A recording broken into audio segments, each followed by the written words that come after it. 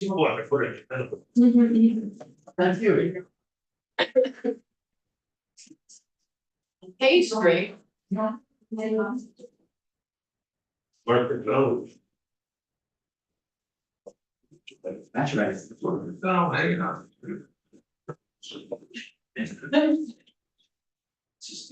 All right. Sit there waiting for a light to play on the Yes, correct. Page three or nine. Okay, we are live. Good morning. Today is Thursday, April 4th, 2024.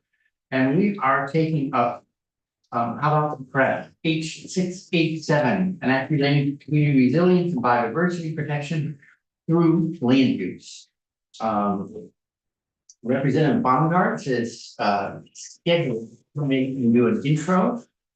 I'm not, and I saw him last evening, so I think he's still planning on being here for roughly an hour to do a walkthrough, but their version, and then I thought we would change gears and you would do our close reading of the whole document. We have, I'm hoping you are the two guests for the morning, only you and Representative Baumgart. Good morning, Senator Watson. To tell you, I just got a note from the committee assistant in House Energy, and apparently they need. Um, Oh, so I can start. I can. yeah, well, they need for a quorum, that's a committee of 11. It's because our committee is short on members due to the weather. We need our to stay until we have a quorum.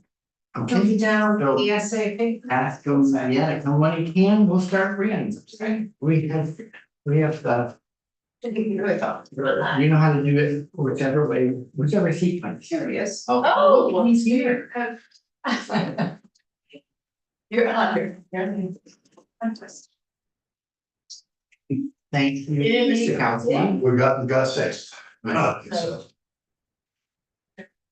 okay, so, good morning, Representative Baumgart. We were just saying, we're expecting to see you, and then you came through the door. So hang on here. You were on VPR too. Yeah. Who's right? Money. Oh, my goodness. I think you guys are winning your page count at 132, weighing in 132 pages. Well, we're waiting to see what we can do to make it bigger. That's been a discussion with the committee is how big it can be. So thank you for coming in. Just introduce yourself to the record. Off we'll go. We'd love to hear about 687, what you were thinking about, what it does, like why you did things, why you didn't do things. So Representative Seth Baumgart's energy for is Arlington, Manchester, San Diego, part of Somerville. So you'll recall that our two committees, along with the Senate Economic Development Committee, ended up in S100 last year. I'll use loose terminology, say commissioned 3 reports or 3 studies. One of them was the NRB study to look at how to make that process work more effectively and more efficiently. The other was the EPCs, who actually asked us to put language in the bill to the effect of sort of requiring them to come up with a process for really consistent future land use maps across the state using the same categories. So if you look at a map from Bennington County, then you look at one from Windsor County or Addison County, it will look in many ways the same sort of categories of growth centers, villages, hamlets, transition zones, and the different categories that got built into the bill about more rural parts of the state. And then there was the designation program where the department asked us to have them bring in a facilitator or bring in somebody to actually analysis of the designation program, with the goal being to simplify it. As you know, that designation program kind of kept getting added onto and kind of grew, and it also became a proxy in a way that had never been intended to be for land use. And also for how they could spread the benefits more widely. And so those 3 studies on, probably Tony, things you already know that they were partially cross-pollinated. A lot of, and there was constant conversation between everybody involved in all three.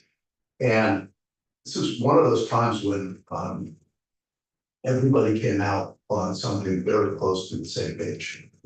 And it's kind of a remarkable confluence of events that sets us up then for our committees to flesh out the contents of the reports, bring people like them. So this bill is, it's titled as being resilience. That's what it really is. It's about natural resilience and it's about being resilience. So, as I said before when I reported this, we had those hundreds of hours of work from dozens of people in the organization across those studies over the course of the summer. Really a remarkable amount of work. And we got to the three results that came out. We can talk about those in a minute. But then the other thing that happened this summer is we had our third 100-year flood in 12 years. Billions of dollars of damage, more than $1 billion. I guess I should say billions, we don't know actually yet, but it's certainly over $1 billion each time. And so part of what this bill is about, and if you think about housing, I'm jumping around a little bit, but if you think about housing and having hundreds of houses effectively washed down the river, that's environmental. And of course, it's low and moderate income housing. And that's environmental injustice. And so this bill is really about, as it relates to that, and looking at forests and looking at river corridors, the work you've been doing, which we're not about to take that bill up incidentally. At the very least, we need to stop making it worse. And then hopefully the bill will be about over time, it's the framework, we can begin building on this and actually make it better. So that's a key underpinning of this bill is the notion of climate resilience, and especially as it relates to flooding. So the bill has four key parts, I would say. One is that it fixes governance, fixes activity governance. What we have now is, some of the complaints about Act 250 are really, of course, often about planning zoning or the state regulatory process, and everything gets conflated and confused. So you have to take all of that with the usual grain of salt because things get conflated. But it is true that the board, since 2004, when the changes were made, the board has become disconnected from the process. There hasn't been a rule issued in more than 7 years. And so what the bill does, and we've moved away from Act 250's roots as a citizen-friendly, at least in part, as a citizen-friendly process that was tended to be local, citizen-oriented. And that's especially true as we brought moved the appeals to the courts. And the board became, in my view, disconnected from the process. No, doesn't build up expertise. We need to fix that. So what the bill does on that score, and by the way, this came out, let me even back up one more step. What we did, almost everything that came out of the reports is in this bill. The bill came out in the end, and we tried some different things on, thought about different things, but in the end, the bill is very closely related to what is in those three studies on every count. So the starting point for the governance piece is a professional board. And we have it set up. We would call in H495, which came through this committee 2 years ago. We had a very similar process set up. So one full-time person, 4 half-time, no 2 from the same county, because there's people qualified to serve from all over Vermont. So we get north of southern Vermont, northern Vermont, really in between. And so full-time chair, we have a process set up for a nominating process so that this board is to hear appeals is thoroughly vetted on the way in. 5-year terms, 1 term up every 5 years, and you get the initial staggering. And then well, and then it's removal only for cost by members by the board itself, so that it's insulated from political pressure in a number of levels. That's a quick curiosity question. Why 4.5 times instead of like, chair plus 2 full? Yeah, that's a great, I'm glad you asked that, because this is something that I think is important. Number one, if you've got 3 people, no 2 can talk to each other. Yeah. That's quick. The other is, and for those of you who have, like sat on a drifted you have a bunch of people there, you can begin to go in one direction, then you got one person sitting at the end going, but wait a minute, we haven't thought about. And if you have 5, there's a big difference between 3 and 5 on that. And because 3, you can begin to, I think you can begin to get into a little bit of group thing. And 5, it's much less likely to stay different. The other thing is you lose that notion of having people be from different parts of the state if you only have 3. So thank you for that question. So I'll come back to the notion of the board of appeals because I think it's central to the bill. And I think without it, we lose a lot. But so then there's the notion of the consistent future land use maps. And I kind of recited the categories and Ellen will walk you through it. Ellen's familiar with it as well, essentially. So she will she will walk you through the sections and the specifics of the categories. But out of the consistent future land use maps, because this is one of the premises for this bill, is the notion of location-based jurisdiction. As you all know now, projects get reviewed by Act 250 based on size, not where they are. And a lot of times, as we know, you can have a lot of incremental damage done because the project isn't big enough to trigger Act 250, and yet, especially if it's built in the wrong places. We saw, we saw, for instance, I'm jumping up to the road a little bit, but we saw photos of roads running straight up the mountainside for, 2,000, however long people, the house on the end. Forest right, fog with the house, parking, animals, sourcing, everything that comes with that. And so, the future land use maps move us in the direction of location-based jurisdiction in 2 ways. One of them is what we're being called the 1As and the 1Bs, which are for town. When people talk about Act 250, when Act 250 was enacted 52 years ago, there really was no planning and zoning. And so Act 250 had to do everything. Since then, a lot of towns have developed the apparatus and expertise to do a lot of this. I'll say on their own, there's a lot of caveats to that, but to really manage affairs within their borders. But we have to, of course, there's a lot of reasons we have to be careful about that and do it surgically and carefully. But so we have a system where towns that have sewer, water, planning, zoning, subdivision regulations, provisions in the bylaws for protection of critical wildlife habitat, historic preservation, form-based codes, a lot of elements can in areas that are served by sewer and water, and but also with a little bit of room to shift their center of gravity, sometimes away from river corridors. We're not going to have room to do that. Those areas of towns, it's not towns, so be careful about them. I have to catch myself sometimes because this is not a town by town exemption, it's areas of town exemption. Can be exempt from Act 250, having been first identified as a growth center on the regional land use maps. And so those are, the obvious candidates for that are, Bennington, St. Albans, Burlington, Brattleboro. There's more, there's a lot of towns that actually, a number of towns that qualify, but it's gonna be it's gonna tend to be your kind of obvious growth centers.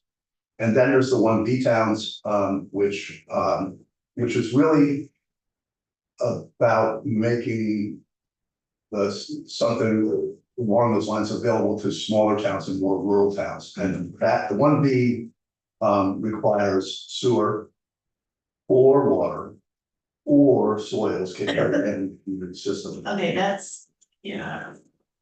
I don't know what your hope with Western, can you just talk a little bit about that last part, because we heard testimony to the effect that, you know, sewer and wastewater.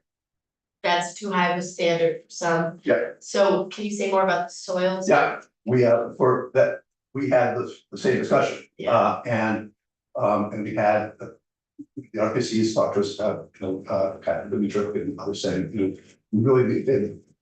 There's other ways to do this. And so we wanted to make it possible or look, I'm not somebody who believes that Act 250 in any way is standing in the way of getting housing. I don't think Yeah, that's true. yeah. I don't think that's true. We're having a hard time building housing because it costs a lot. And Correct. a lot of other things, but it's cost of materials, it's cost of labor. But it is true that, if there's a checklist of things that could help make it possible, having some areas of some towns that meet certain criteria, not having people where we know we want housing.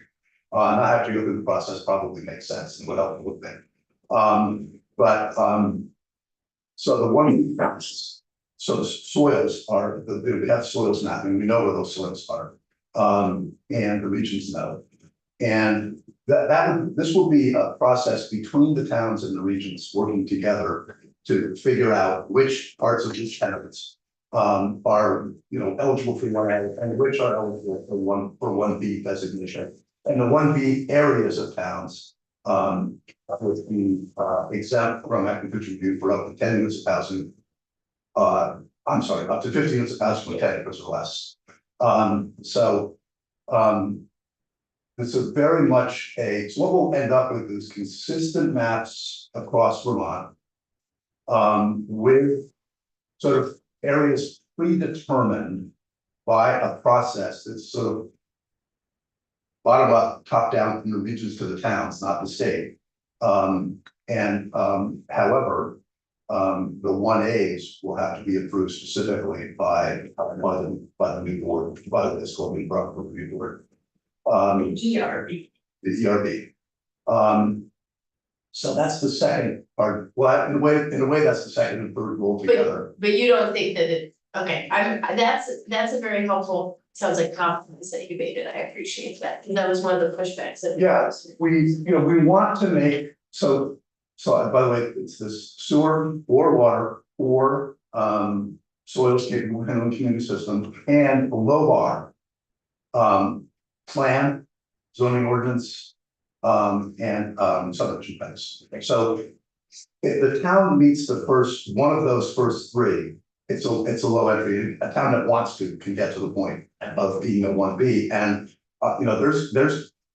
there's potential for a lot of 1Bs. Yeah. All over Vermont. And this is really about making that available to rural Vermont. Cool, thank you. So, last year in the village centers, we said soils. So I'm not sure people didn't hear it or have found it hard. If they actually go through permitting, they're finding it's hard to qualify, but my understanding was from some builders that they would actually much rather build their own. They were doing a development and they had a choice between hooking up or on-site sewer, septic, whatever, wastewater treatment. They would rather do their own treatment. And the other thing we heard, to my surprise, like 3 years ago, was just because the septic and water is running by doesn't mean you're going to reduce costs. If you have a $20,000 hookup fee per unit, you start to spend so much that in aggregate you could have built your. So a lot of towns will require you to hook up if you can range. And I think, my own experience said that, most times, it is less expensive, because building a system is usually it's less expensive to the cut, but it depends on it. Anyway, I don't know the answer to that. I hadn't heard that before. But, Well, it just gave me a different perspective on builders saying, I wish there were a town water and sewer, because that's where I wanna go, versus some saying, actually, thanks, but no thanks, I'd rather address that requirement at need on our own as a PRDers. So, the last part of the bill, of the four key pieces is the designation program. And this one took me a while to get my head around, even though I was involved with Ellen and putting the bill together in the first instance, and I sat through it all. The designation program, like I said at the beginning, has become, it's taken on this role of proxy for land use decisions, which it shouldn't be. Getting away from that. And so, what the designation program becomes now an overlay to the future land use maps, with the benefits conferred. It like won't be making its own designation choices. It will use the 1As and the 1Bs. And there's some element of it, but they're gonna rely on the work of the regions and the board as the foundation for them conferring benefits. So it's a very different program now. It's gonna be, by the way, it's stripped down to centers and neighborhoods. And from all those other categories. And the other thing it does is it sets up, they call it steps or levels, level one, steps, in section 47. Step one, step two, and step three. And step one, the designation program has historically been for towns.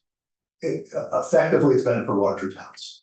And towns with sophisticated planning, zoning. Yeah. And now what this is doing is saying to this, if you're a village, you're sort of automatically at level one, step one. And you gain benefits that this would be the more rural communities benefits to which you were not otherwise, they weren't otherwise able to access under the existing program. And Ellen will walk you through those. There's three levels. And the other thing that happened with an amendment that we accepted, that was proposed, is that the municipal bylaw grants, that money that the agency the department has to confer $3 million. But one of the priority will be to help towns that don't have planning and zoning to get those in place now and actually remove the fee. We had some discussion about it, but anyway, they didn't have to pay the 10% for some of those small little towns, because the goal here is to get towns to step up and avail themselves with more benefits. So, And I actually have a quick question, so on the, with a, I don't know if I should take this, right, greater deference to municipal decision making, to what, how do you address the concern that you could have a town that for some reason might think strip development was a great idea? And They love West Lebanon, they want to see it in their town. yeah, okay, that's it, yeah. yeah, so, so how is there any check on it?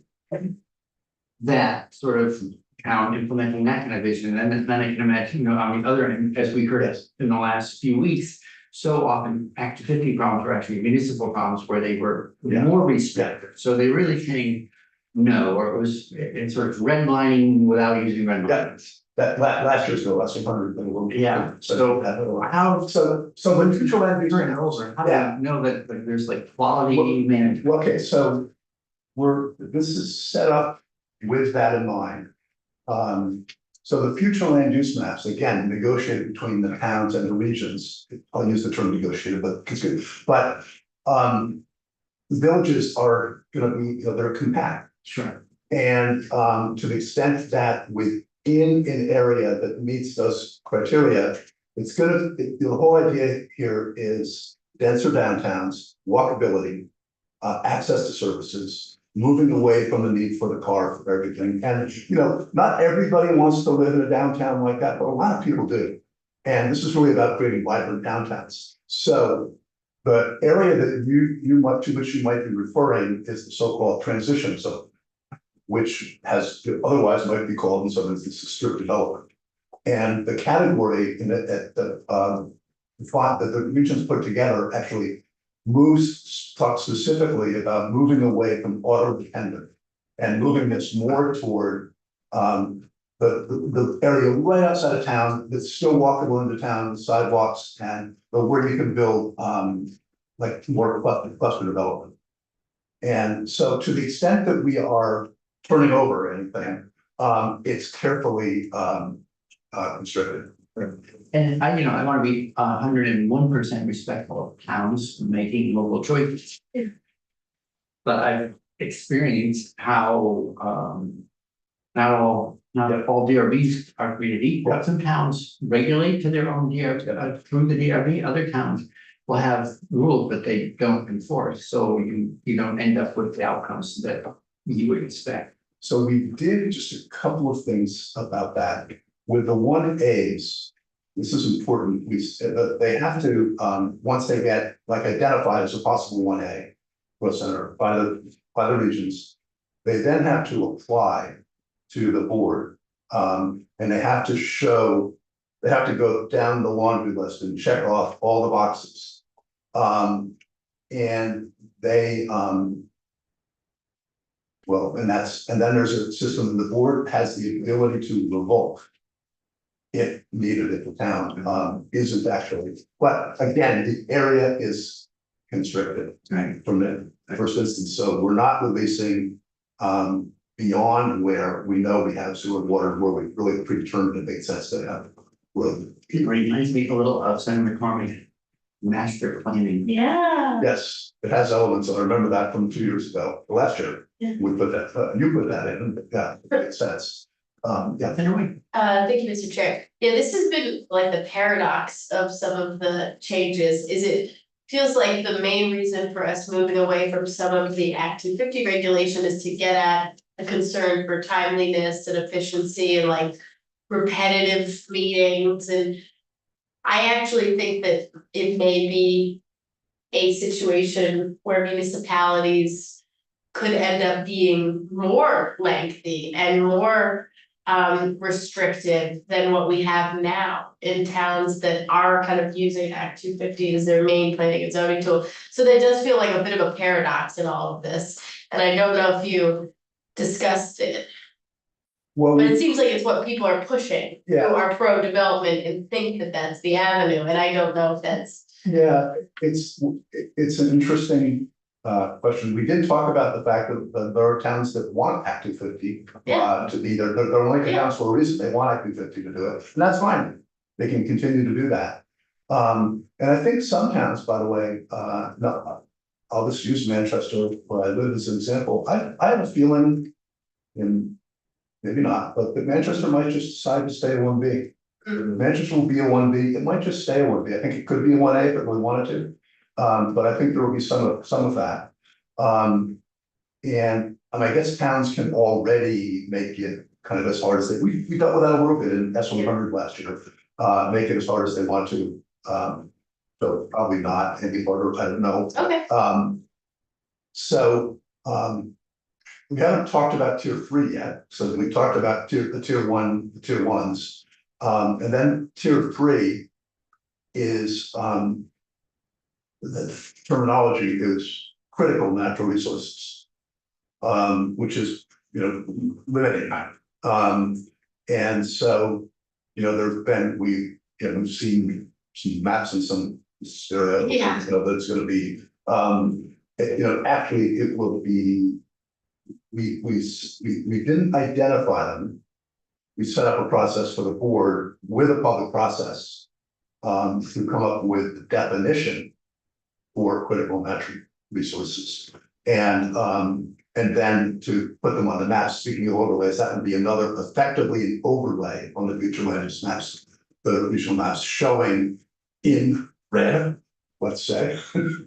Those areas that have been identified as critical natural resources. What we're really talking about, what we say, we didn't even tell the board what they had to be, we said may include. River corridors, obvious habitat connectors, both for plants and wildlife.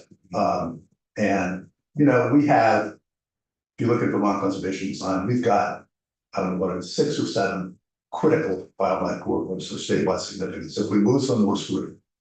And for all the reasons that you know, I've taken enough testimony about the sites and about corridors and the importance for both plant migration and animal migration. So this isn't just everything, but so Is that via rulemaking, did you say? yes, yeah, rulemaking, with a built-in public process. There's a lot of talk about, one of the paradoxes of this bill, speaking of paradoxes, is we've had people say to us, we really want for the rulemaking around this to have a robust public participation in the process. That of course takes time, and that will be criticized. And we're saying, well, it takes too long. Well, you know, which do you want? Which do you want? And we went for the process, and you know, we've been building for this between the 3 committees that have worked on this over the last, you know, 8 years. We've been building up to this for a long time, and we want to get it right. Let's hope it's like a redesign that lasts closer to 50 years, not Yeah, 3, 4, 5 years. well, and I think this notion of bringing Act 250 back to its roots as a, you know, local citizen friendly process is really important, and that gets to, in my view, some of the reasons why it's so important for the board to hear appeals. So, there is no substitute for time if you're gonna have thorough engagement with folks. You know, we've heard over and over this move at the speed of trust, that kind of thing. So you build interim provisions to help us Oh, yeah, manage ourselves until that Yeah. rulemaking matures and we have definitions. yeah, we had all the temporary exemptions that came out of S100. We actually built the bill in a way to coincide with those ending, but then it's just one of the amendments that came into our committee asked us to extend them for extra 6 months, and we did that. Sorry, what was An that? extra 6 months. 6 months of, We had the exemptions that we built in last year were for 3 years, July 1 to June 30th, 3 years later, and we bumped them up, so it's now 3.5 years, at least under our version of the canon. Just to make sure that all of that stays in place until the new regime is working. So, so we did that. And so just a couple other things to touch on before we're done here. There's the road rule. Yep. You're all familiar with. And that came out of the process. We tweaked it just to be you know, clear. We have it set up with an 800, no single road more than 800 feet, and total roads and driveways equaling 2,000. It's almost the same thing, but we put in the little caveat about the road being 800. So that came out of the process. We largely followed that in the road rule, and we actually did something that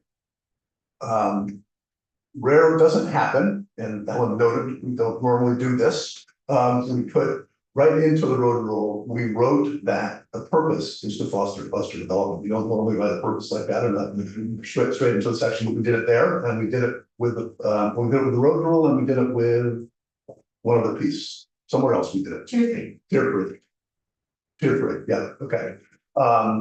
And was it out of the ordinary, but we wanted to just make clear that what we're trying to accomplish here, we wanted the board to have that guidance from us, that what we're trying to do is accomplish. So it's in this section? Yes, right in the section.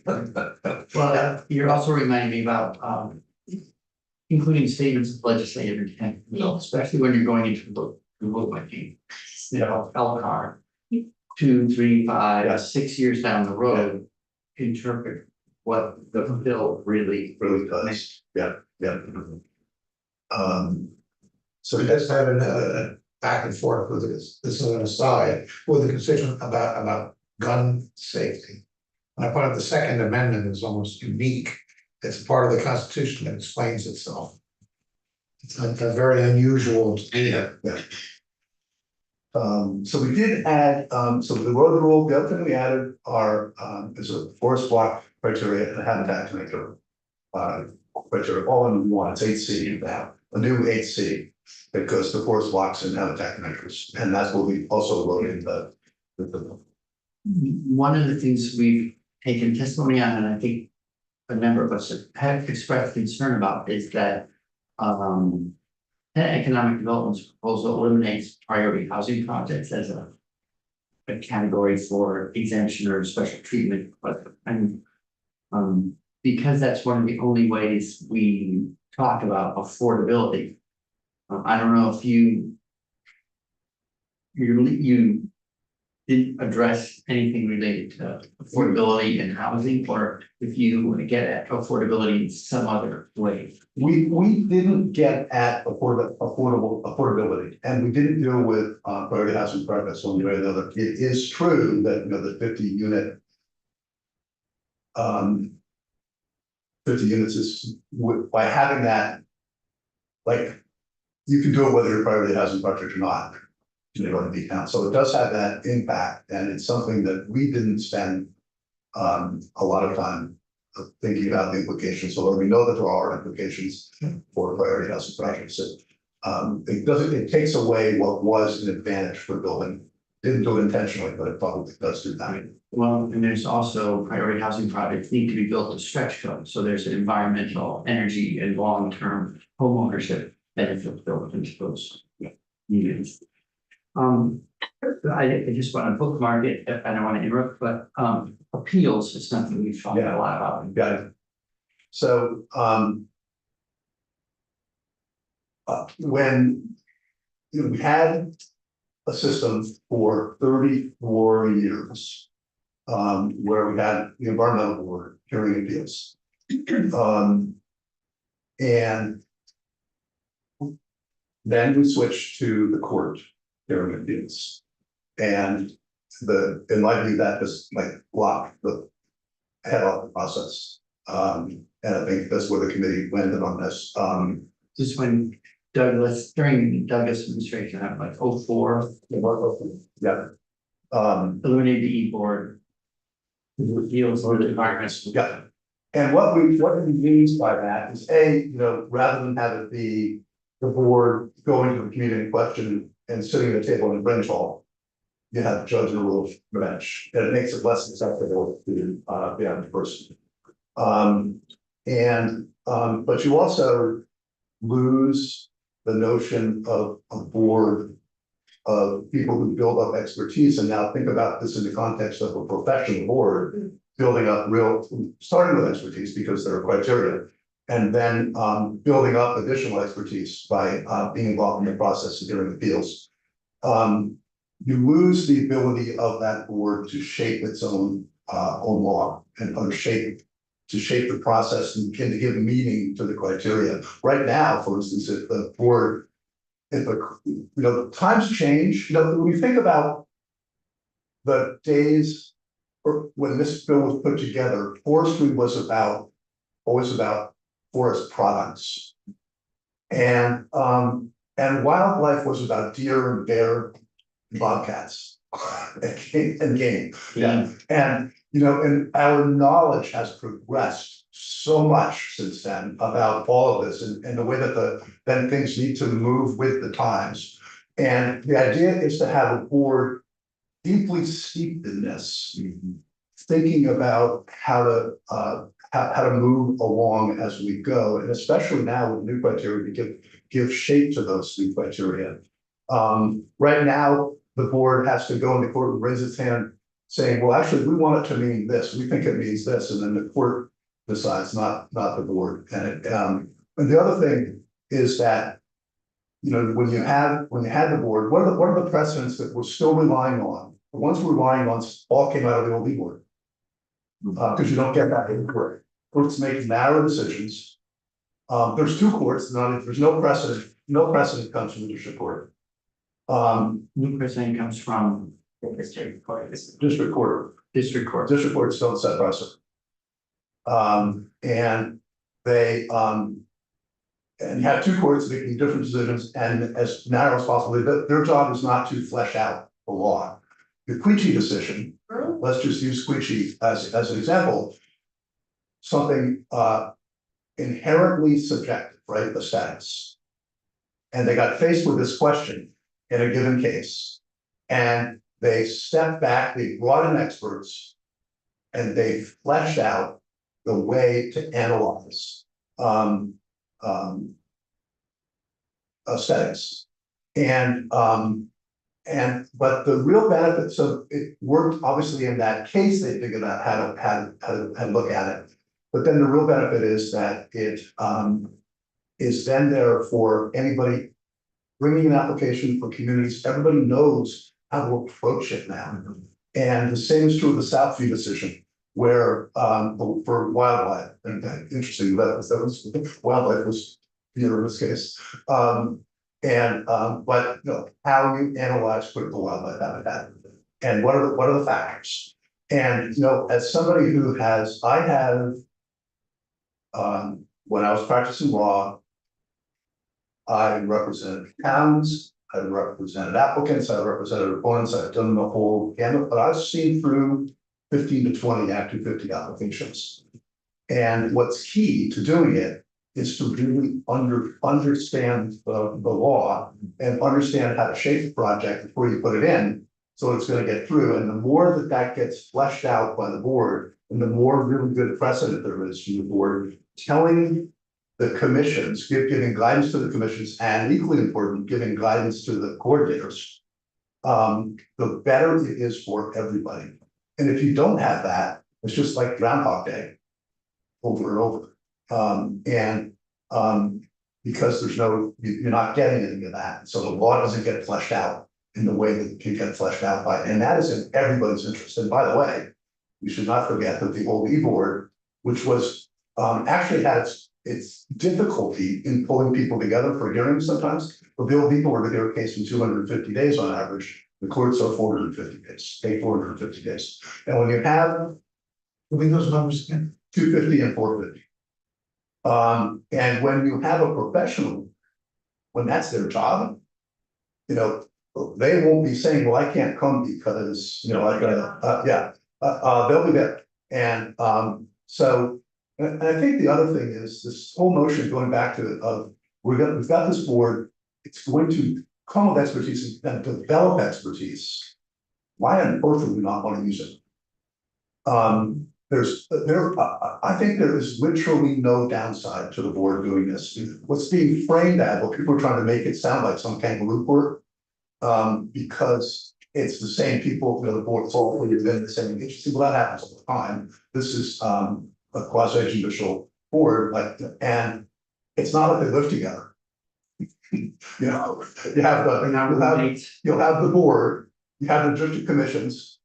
Hearing cases, the board will have nothing to do with those cases as they're going on, of course. And if it gets appealed, it comes to the board, gets heard de novo from scratch, and which means from scratch. And they will have no involvement there, and the district commission will have no involvement about total separation. And to the extent that you need to, and this is what used to happen, you build in if there's an attorney advising the district commission, that attorney has no involvement when it comes to what. You do this, I mean, that's just common practice. This is not some radical idea. The woman did it for 35 years. And this was never an issue. And now we're going back to it because it worked better. You got much better results, much more confidence, much better guidance. And it is in every presidential, right? Precedent. Those three cases, you know, the Queechee decision, the Southview decision, the Stowe Highlands Club, and others. We don't get that anymore. And yet those are still being used because they're fully developed and fully booked. So I actually can literally think of no good reason not, I don't think there is one, not to go back to the board. You know, it's never made a huge mistake in the board. There's the expression, apple doesn't fall far from the tree. If you go read Queechee, there's someone who signed off on it. His last name is Bungards, and it is your dad. Thank you. And then I'm Darby Bradley. You know, don't everybody. I forget who the third is.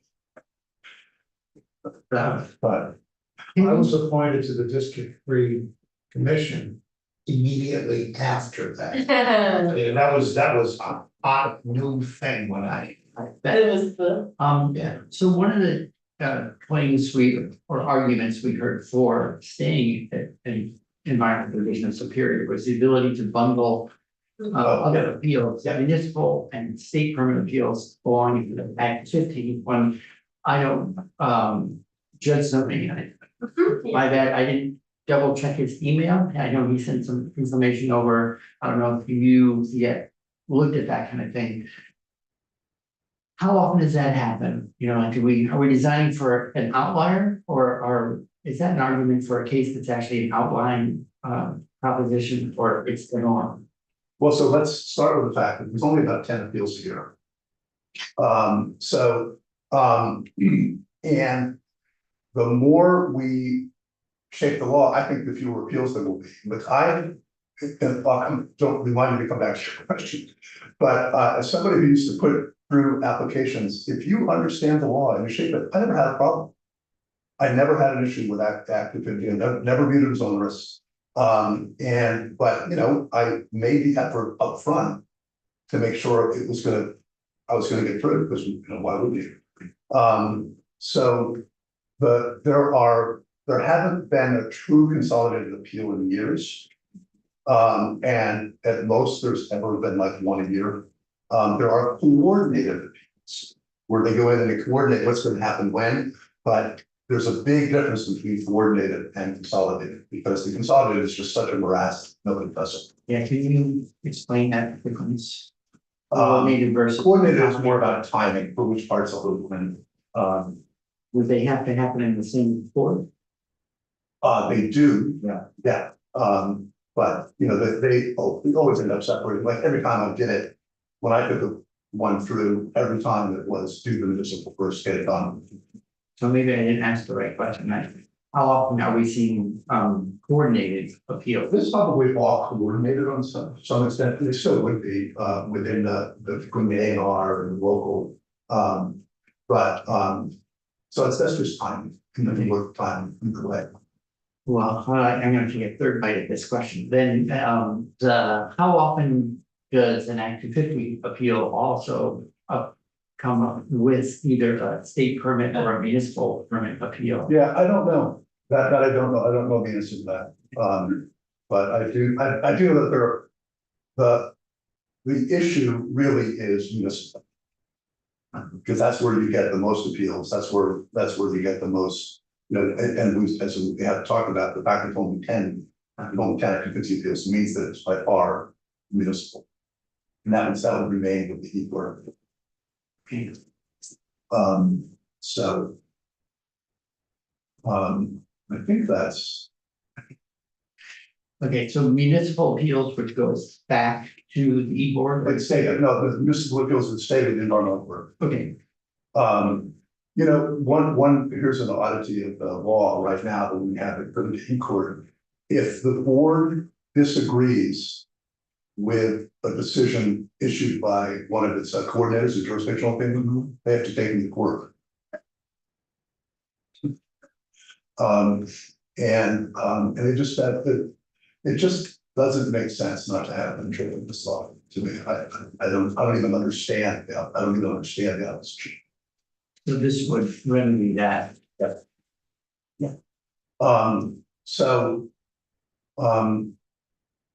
Those are the big.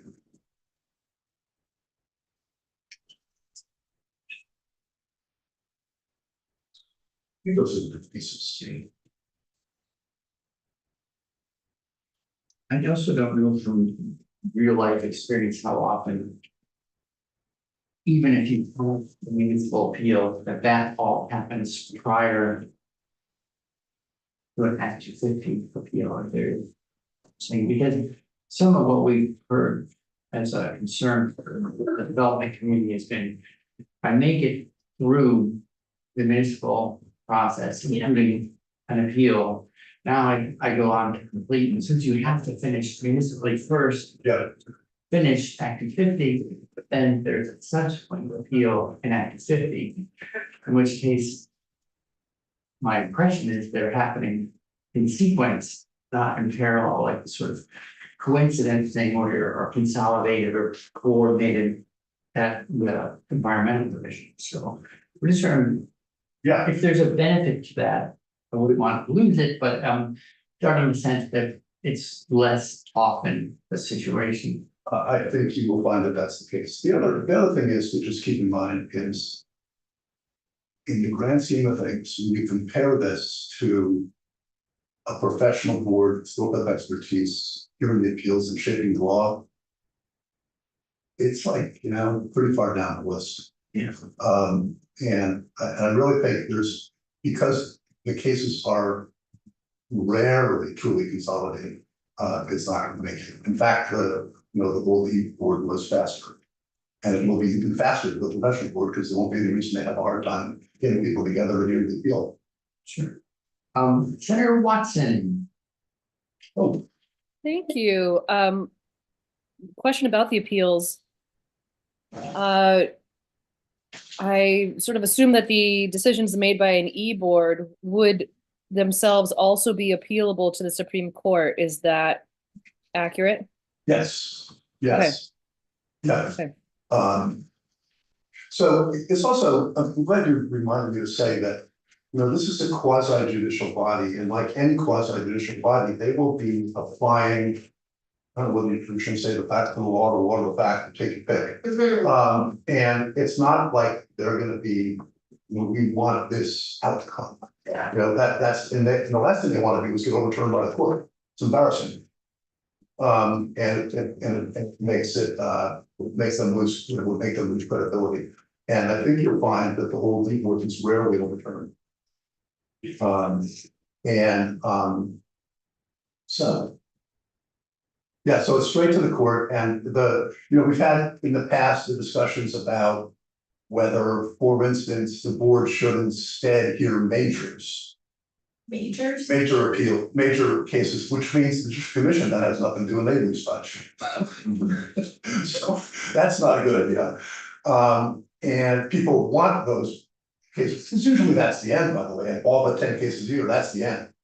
And people want those heard by their neighbors, by the people they know, whether you're from people from Windsor County, and we don't want to do the district commissions, what we have now done to the board.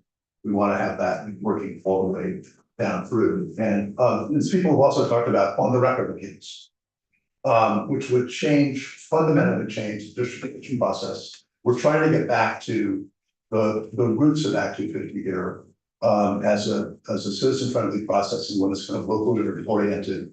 And having the board, if that's the way we do it, hear appeals on the record would be like this. It's a bad idea all the way around, I think. But I don't think there's, and the expense, to the extent there's expense with the expense isn't having, the appeal heard, the expense is the preparation. You do that, you've already done that. And so having it heard, is the way, it's just like the court test, you heard, That's a concern I've heard about, on the record, which sounds attractive to some people in a way, because, you're not gonna have to start, go from scratch. But it also feels like it could apply more pressure to the underlying proceeding, the original proceeding, so that people would have to do a lot more preparation just in case something were to be raised. They want to already have got their foot in the door by having spoken at the lower proceeding, and we might end up. I remember talking to Chap Smith about it, but it would become more expensive, more lawyerly, more legalistic. because everyone would start to Everything. bring in their concern at the original proceeding, so that they could have standing on that if you went to an appeal. It would make the district commission appeal, level a nightmare. It would make it legalistic and anything with citizen friendly, because everything would have to be preparing for the appeal and making sure you didn't miss. Yeah, even when appeals were de novo.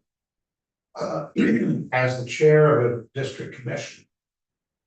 I found, that a clever lawyer could hang us up for a long time with procedural arguments. Whereas chair, I didn't want to be, even though I wasn't gonna be subject to that kind of review of my work, I still was there, at the end of the day, what we did would stand up as having been fair and legal. And that involved a lot of recesses, so I could get on the phone to Montpelier and make sure I was doing it right. And I understand. Yeah, Can you remind me, I'm not quite remembering, what is it that moves a minor to a major and then to out of a district commission and to the E-board in the old days?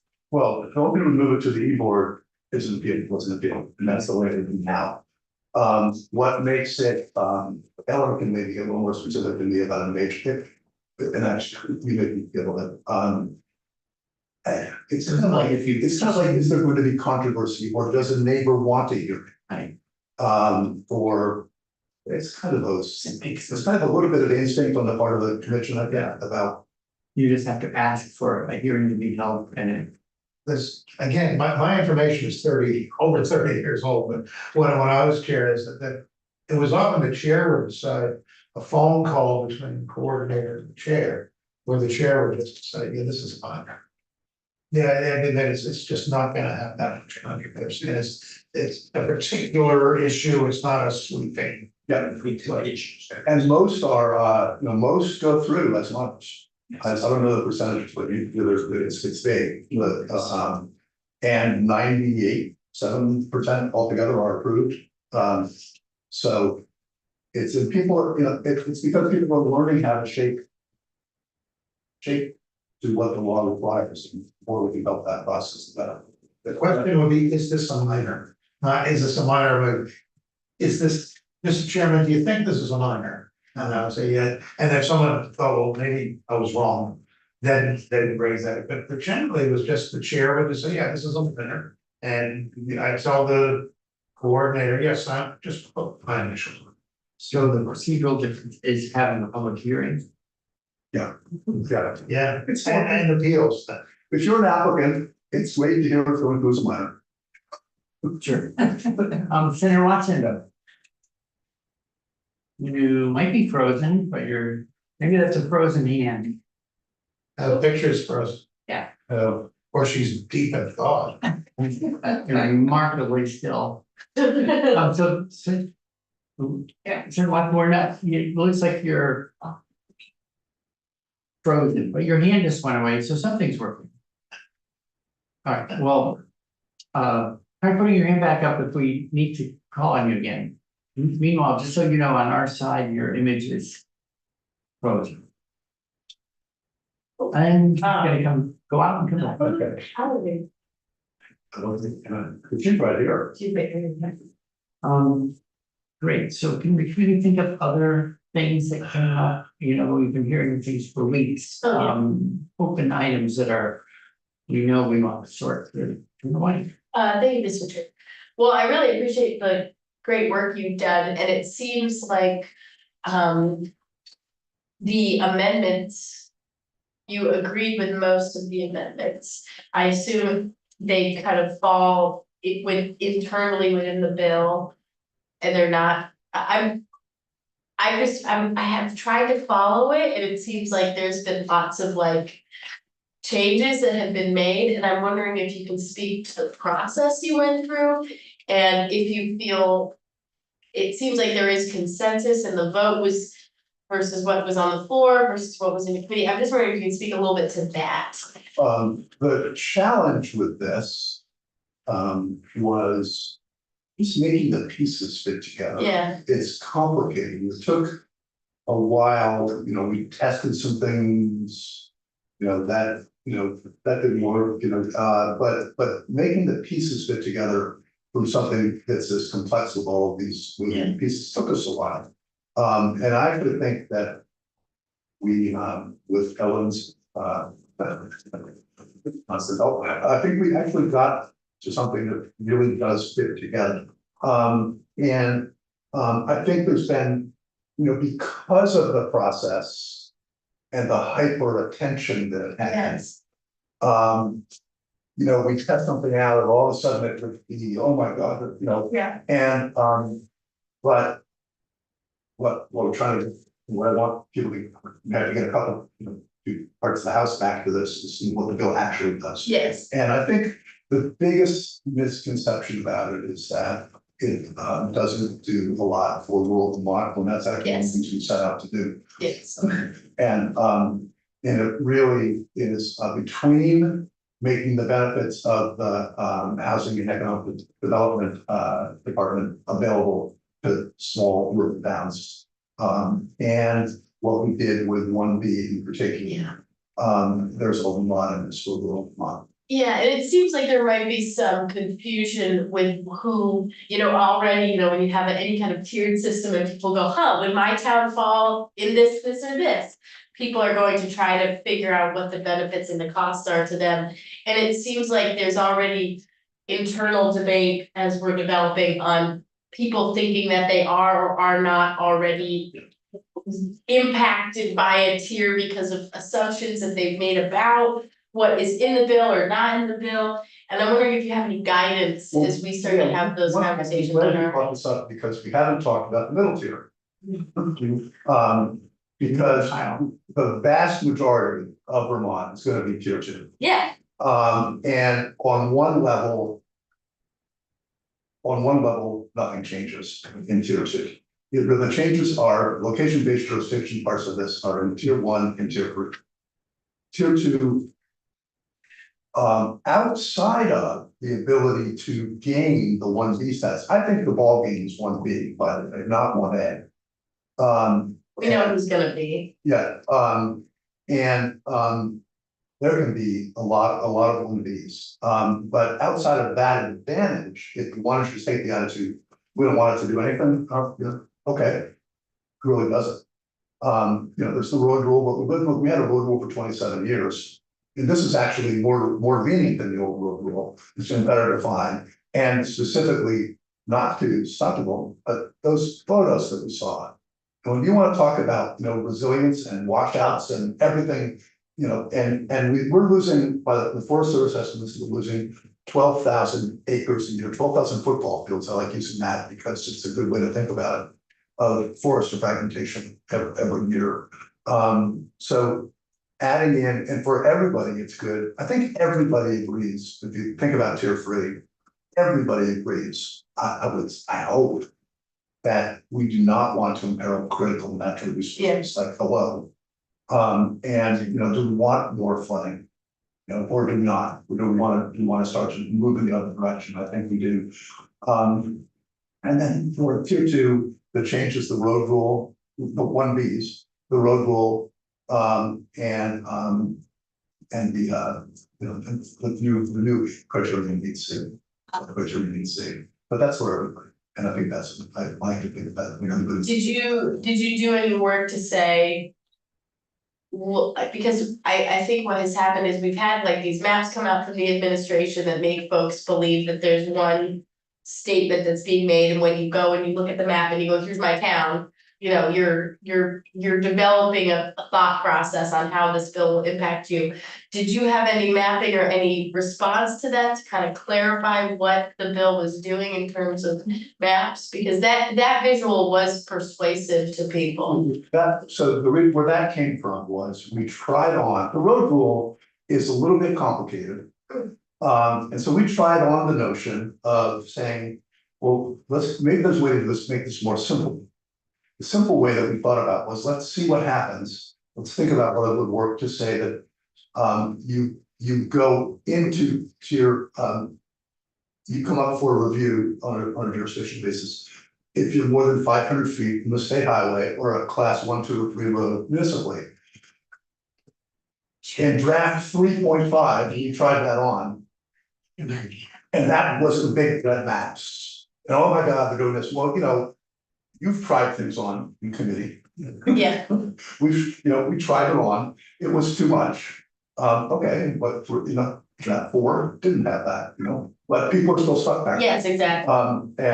Because of the hyper attention and kind of hysteria of this, We had an official wildlife bill, was all like, we would make changes and we would. We still hear about the, you know. so, you know, this is, we have the word critical in front of for tier 3. Did you talk about? And we set up a process for it, so by the way, we can't map yet, because we, you know, you got one of the public process, public engagement, and then the rulemaking, but, you know, we added the word critical to like make people realize, oh, this is really critical. And on the math, since we're talking about maps and maps that alarm people and stuff like that. Part of me has been thinking, and I wanna make sure I'm not dreaming this up, that. If you had a map now of where can Act 250 apply in the state of Vermont, you would color the entire Yeah. map. Yeah. And be 100%. Yes, If you go over a jurisdictional trigger, regardless of where you are, you're in. So the idea that a map would have parts of Vermont in versus parts out.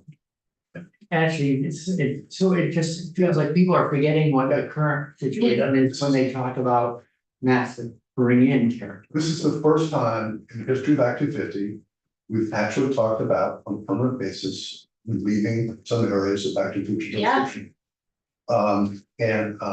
You know, but I think we've got to, if you go through the bill and if you go through those sections of the bill, you'll see that we did it very carefully. So, and the other thing is about the tier 3 or the future land use maps, none of this says you can't do anything. All it means is you have to go through review. And then again, we talk about clustering, but try to, you know, it's like, you know, rather than build it here, you know, maybe if you build it over here, it will have only 25% of the impact it would have had if you built it here. And that probably makes more sense. And, you know, when you think about forest blocks, for instance, you know, the goal would be to have 100 acres rather than build 10 houses on 10 acres each. And, you know, it is to build the 10 houses on 10 acres and have 90. Not, those are the kinds of things that we're trying to accomplish with this, like Act 250 is always stuff. Yeah, we used to talk about planned residential developments, PRDs that seem like they did that on a routine basis, cluster the houses. Green space held in common by the whole group of people. I haven't seen many proposals like that lately. I don't know if it's out of favor or what. I don't know, no, I don't know, but we're trying to move toward that. I mean, you know, have the transition zones, for instance, move from being sprawl and auto dependent, being cluster developed, sidewalks connected to town. But you know, I think a lot of people want to live that way. Yeah. You want to have access to services. So Senator Watson is back, their pink hand is up. Thank you. As you might not be too surprised, we've lost power a couple of times here this morning. So anyway, but thankfully it's come back quickly. So I have 2 questions related to some topics that have long since gone by. But one is about the courts. One of the criticisms that we've heard so far is about the timing of the e-board being reinstated and starting to take, you know, hearing of appeals, that it overlaps the work of the board, well, of the board in general to finish the work of, you know, the maps as we've been talking about. And so, you know, isn't that going to overload the group with work, you know, trying to hear appeals on a system that is about to change significantly? I'm curious if you can respond to that. yeah, I'm glad you asked that question. We obviously thought about that. And we staggered things so that the board will have actually more than 2 years before it starts hearing appeals. And we'll have time to get all the rules. We thought about the time for rulemaking required, and time for reviewing the maps. And then we pushed the start date for the board back beyond that in large measure, so that we things are staggered with exactly that question in mind. Okay, that's great. I think that's a non-issue. Because of the way that we put it together with that in mind. Okay, that's really good to know. And the second question is really related to something even older in our conversation, which I was intrigued by your comment that that you have to like catch yourself to talk about this, that it's not necessarily a tier 1, tier 2, tier 3 is not like by town, right? Like there's going to be areas in the town that might be potentially, well, actually, let me phrase this as a question. Would it be fair to say that there could be areas in any municipality that could be all three, all four, I guess? Well, yeah, it is possible. Let's talk about even a 1A town, where the part that would be 1A would be only those areas with sewer or water. It's a little caveat, we might need to come back to that, a little caveat about that, but only those areas with sewer or water, so in almost all instances, it wouldn't be the whole town. But it is also true that, thinking about, I'll use Manchester as an example again. 6 square miles, we have an area downtown that if we wanted to be, I'm pretty sure we could become a 1A. But we also have a lot of town that doesn't have those services, and we have Equinox Mountain, where it would very likely be, a lot of it would be tier 3. We've already done the equivalent, the same thing. But so yeah, you could definitely have a town that's both 1A and has some tier 3 in it. But you don't think there would be a town that might have a portion that's 1A and a portion that's 1B? Oh, that's an interesting question I hadn't thought about. And we certainly could, because some towns have water, for instance, in some section, maybe only water in some parts, and they might have both sewer and water in the core of the downtown. So it could conceivably, I never thought about that, but it could conceivably be both a 1A and areas of it be a 1B. I sat with the town manager of Arlington on Monday, and we were looking at the map for Arlington. And there's 2 areas that this is not directly responsive, but there's 2 areas that I think could distinctly be 2 distinct areas of 1B. Because they have, part of both but in areas that are separated and little cores. So yeah, you can have a town with 1A and 1B both. And some tier 3 while you're at it. Yeah, and then the remainder tier 2. Yeah, tier 2, yep. Yep. Okay. I feel like we have been talking about it as like, oh yeah, like it's the Burlingtons and Montpeliers that are going to be 1A, but I mean, I can think of places in Montpelier, I think, that might be better suited for 1B. I can think of places that might be a tier 3. Yeah. Anyway, so I I mean, the advantage of it being town by town is that like if a town has zoning, the town has zoning, right? And so they presumably like that part of it sort of checks out municipality wide, but there are other pieces to it. So It's kind of like growth centers. Yeah, it's anyway, thank you. Yeah, thank you. Those areas, 1A or 1B are kind of carefully, I'll use the term constricted. But the caveat on the future land use maps to this is that we do want to allow towns, the old designation program, which is no longer, actually given a new name, and you have to think about that very differently than we have in the past, because it's not just going to be an overlay. But the old designation program had very tight, very constricted downtowns. The way this is being put together is a little bit of more room to grow on the outside of the growth center, or even a 1B sort of thing. Towns, if it makes sense for them to do so, can shift their center of gravity. You can help them do that. If you're built, right on the river, obviously, they're not gonna go away, but you might wanna not build more there, you might wanna move it out a little bit, or, you know, bump out, so we wanted to make sure that we left room for that to happen. And you'll see that as you go through the bill, and Ellen can touch on that. She might remember what So you could have a O1A and then 10 years later. Thank you. You might, the town might say, you know, we want to grow a little further. Yeah. They go back to the ERB Yeah. and say, we want to revise our Yeah. map. Yeah, Okay, so there's evolution is built into all. yeah, they would work that with the region first, but yes, and by the way, that's what I'm really glad you said that, because this is not static. It's not like you're, you know, these maps get approved and they're done. And there's both review to make sure that the 1A towns are doing their job that they signed up for. And it can be revoked, theoretically. And there's room for a town to shift, there's room for, yeah. Constant, it's evolution, like you said.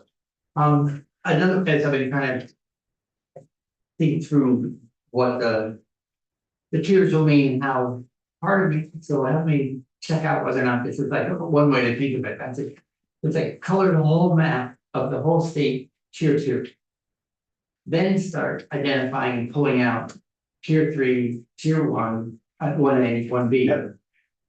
And that tier 2 is kind of the status scores that would emerge under Act 250, maybe even like the triggers can change or the timing can change or whatever. Is that a fair way to think about it? That's a good way to think about it. So there's nothing that's not a tier. I mean, sometimes it's like people are talking about the tier, like their pizzas and then what's in between. So it'd be, okay, Yeah. make sure what's in. But it's more likely that towns that are already have all of these things in place would just become 1A towns, pretty, I mean, we kind of. Yeah. They have to apply, but like Yeah. Hartford, which has a planning and zoning department, like, there are areas that. I think your analogy is good, but I also feel like there are some pretty well-defined places which I would be shocked if. Right, I mean, like there's no gaps. Oh, okay, I see. We cover the whole map. Yeah. And then pieces, you end up being something. Yeah, another big sum. Yeah, I see. And by the way, the town doesn't have to be a 1B. The town would qualify to be 1B if it wants to, cannot be a 1B. There's actually a provision that they have to, select board has to like send a letter saying, the maps will show them. But if they don't want it, some towns may not want to be a 1B. I'm not sure why, and I have, like I said, I have a feeling, and it's just, I really don't have any basis for this, but I have a feeling Manchester might just decide to stay in 1B. We'll certainly be a 1B. It could be, we could be in 1A, we'd have to add a few provisions to our bylaws. So, and by the way, that, you know, when people have made it sound sometimes like this provision for a 1A to have more wildlife. It's not a big deal, it's just like just a couple of provisions in your bylaws. But anyway, you know. Senator Watson? Thank you. Did you all consider alternative names for the tiers? You know, I asked for that. yeah, you know, we actually did, but then we began to realize, you know. I could see this becoming just part of the vernacular, and actually. It's kind of logical, or it kind of makes sense, you know, this is, we're 1A, we're 1B, that kind of works. But you know, that's probably not one we'll go to the mat on if you have something else in. Well, Okay. We have in the res, tier 1, 2, 3. Yeah. But 1 in 10,000 Vermonters knows about res tiers 1, 2, and 3. Right, that's an actual face that was. Standard pace. I guess I would add that I would be open to exploring alternative names potentially. It's not necessarily high on the list, but I do think it matters, and I think the way that we talk about, you know, it would be nice if it was, if it required less explanation, you know, to the average Vermonter. So. I don't know, that's one consideration. We may not have time, that's okay. Okay, We see you have your assistant with you now. Yes. My, Do you have any Yeah. questions? do you have any questions? That's right. Good. He loved it so far. Senator McCormick. Is Ann done? Senator Watson, are you done? Okay. Thank you. Uh, the specially protected areas. We already have, and since 1970, there have been specially protected areas, right? What does environmental protection get for this that it doesn't already have? Well, protected. yeah, but it is location-based restriction as opposed to size of project. No, but there's always been altitude and. Yeah, over water, over 2,500, but headwaters, and Ellen, you may have to fill in this blank, but.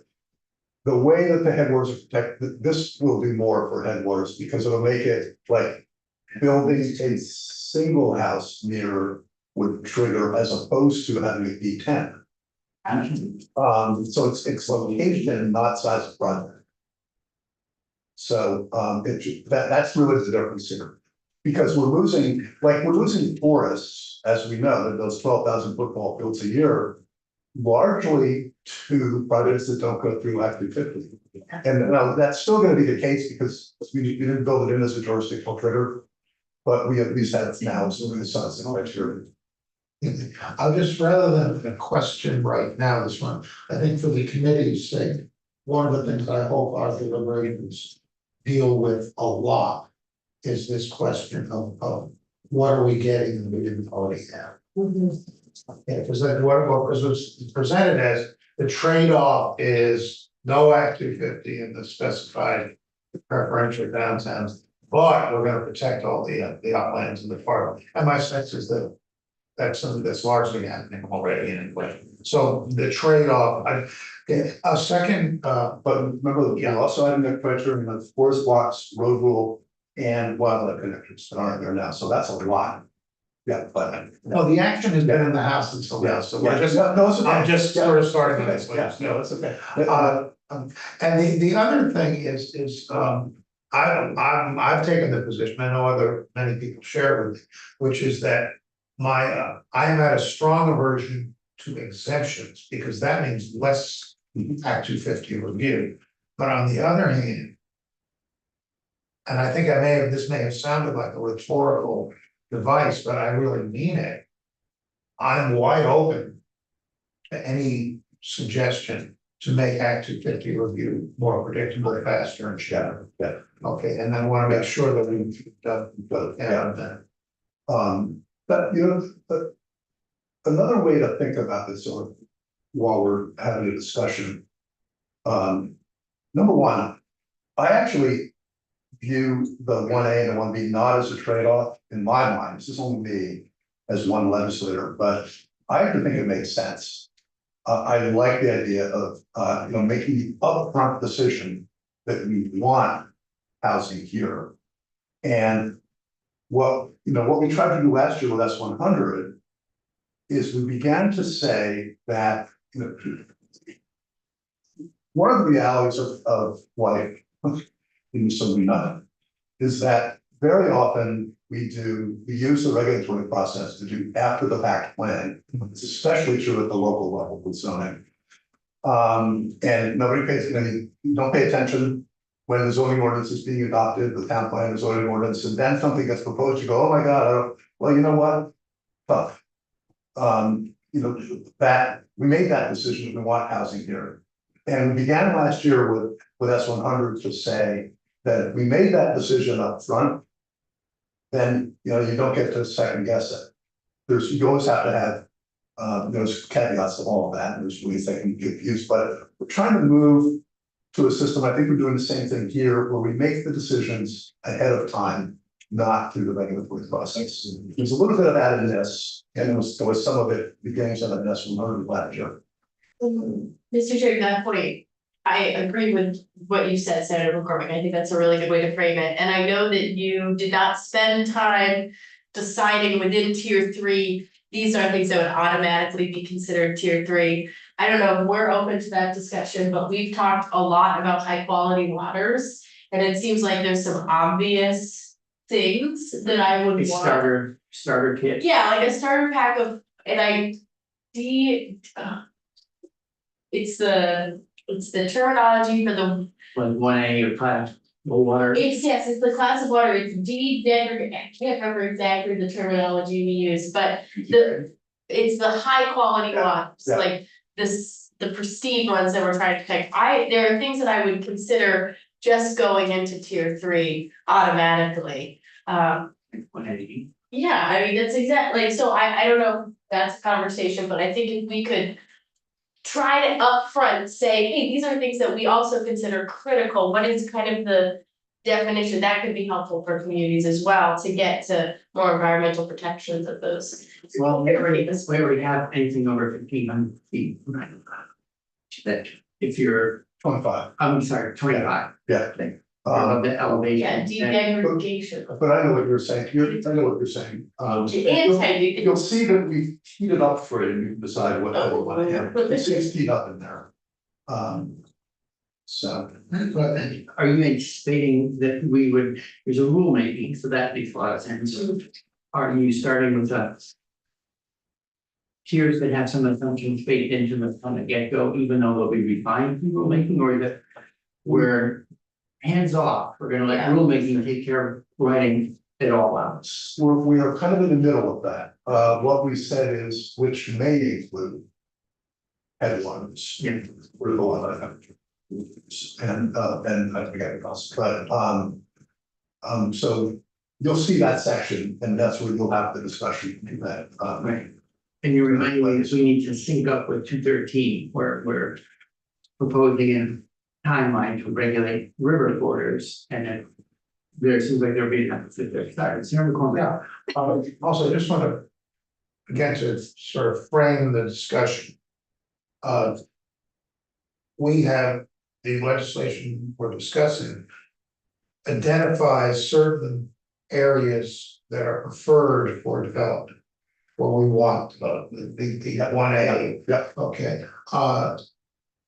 again, I'm troubled when part of how, what we do with having designated an area as preferred for development is then the talk of, okay, so you get an Act 250 exemption, the implication being that Act 250 impedes that development.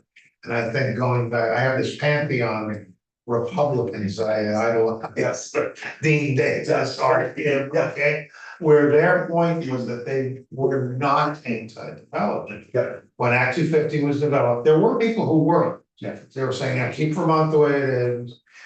And then there were people saying, no, just bring it on, they were all Democratic, bring it on, we want the tax revenues, we want the jobs. And what Dean Davis and that crowd, what they said basically was, yes, we want development, but when you do it right. yeah. So in that regard, an Act 250 exemption, it seems to me contradicts that proposition. And what it's saying is saying, yes, the opponents of Act 250 have been right all along. If you want development, get rid of Act 250.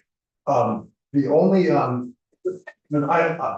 fundamentally agree with you that Act 250 as an impediment is more a myth than a reality. But I also have really come to like this notion of making your decisions up front, not after the fact.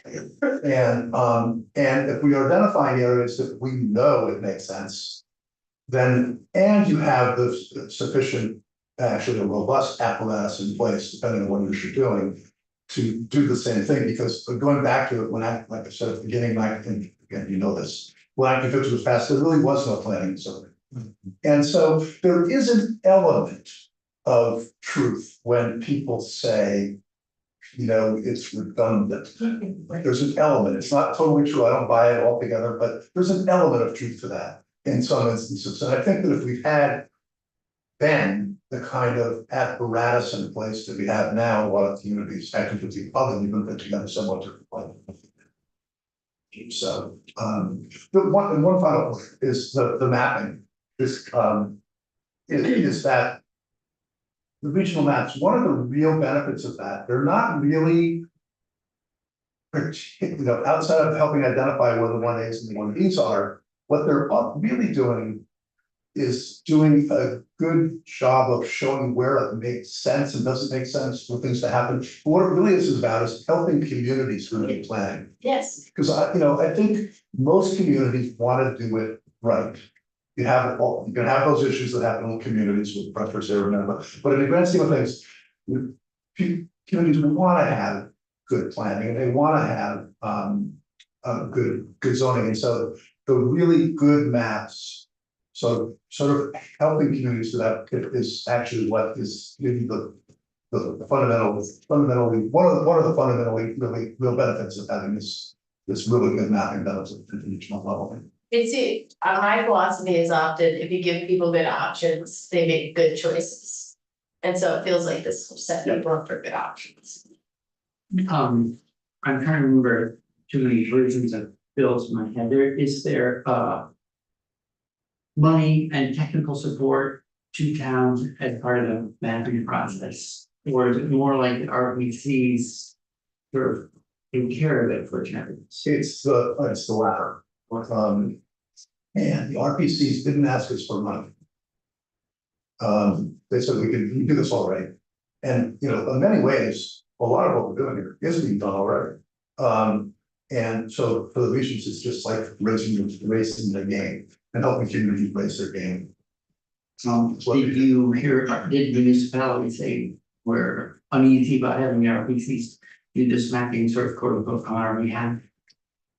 No, I'm sure if you dug, you could find somebody who'd say that. I'm not would. But I think traditionally, RPCs and towns have good relationships, they do, but it's just about the relationship. And this is set up not so that the RPCs will be imposing this. This is really RPCs and towns working together to get to where the resources are going to be mapped and which towns should be open for which. So it's designed to be very collaborative.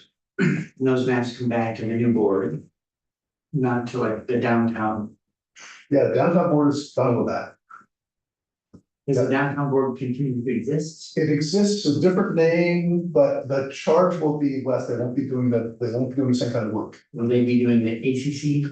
Yeah, they'll be more conferring benefits. The board will switch from deciding who does what, which rises to a level more toward conferring benefits, deciding how to spread out their $3 million. We kept you for, sorry, an hour and 35 minutes, not 60 minutes. Well, it's done in 6 hours. You're like, these questions I got. If we needed to, would you be willing to come back? Of course, yeah, I truly welcome it. I really care about this. Yeah, Well, thank you for a great introduction and helping us better understand what's in the bill. We've been going a little more than an hour and a half, so let's take